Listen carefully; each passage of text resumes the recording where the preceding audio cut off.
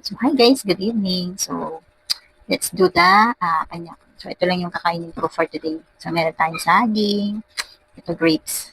So, 4 na peraso din, lansones. Ito lang yung kakainin ko ngayong gabi. So, for the diet tayo ngayon.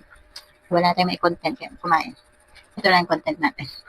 Yan, so, lalaki ng grapes guys. So, green siya din. Seedless po ito. Yan siya. So, ito saging, nakatan. So, kasi nung paglabas namin kanina galing trabaho, kumain kami ng kwek-kwek dun sa labas ng company. So, medyo nabusog ako. Kaya sabi ko, ito na lang kakainin. Ayan, so let's try.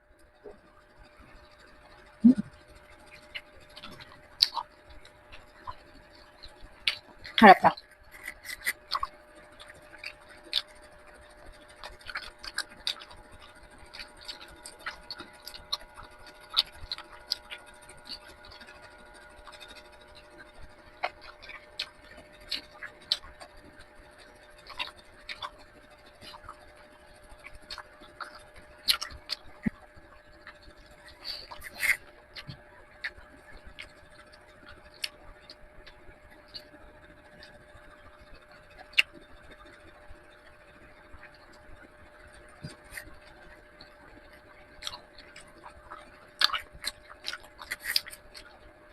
Nagdikit yung balat niya sa ngalang-alam mo.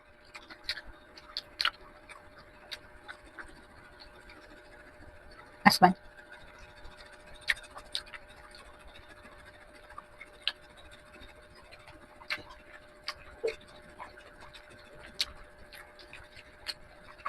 May studies kami ng pasok. Saturday and Friday. Ay, Saturday and Sunday.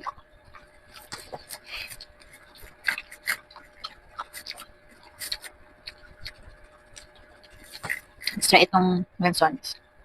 So, ano daw ito? Lansones ng Davao. So, kasi tayo, may natutunan ako dito sa how magbalat. Kasi nakaraan ako, nagre-reklamo ako yung kuko ko madumi. Kasi pag nagbalat ako ng lansones, ginaganyan ko. Binabalatan ko muna siya ganyan.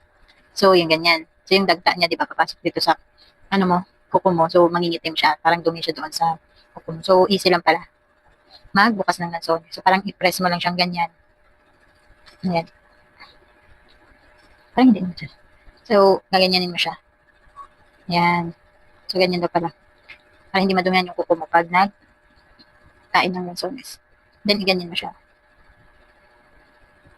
Yan. So, easy. Ba? Ganyan na lang. I-press mo siyang ganyan para lumuwa siya dun sa balat niya.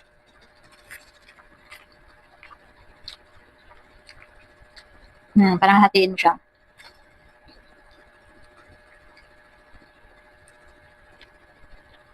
So, matamis ito guys. Yan.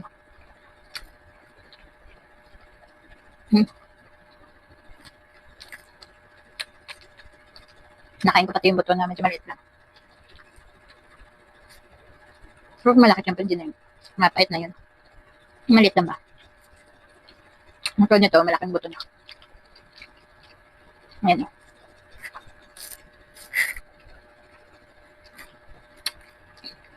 So, let's try again. Something nice.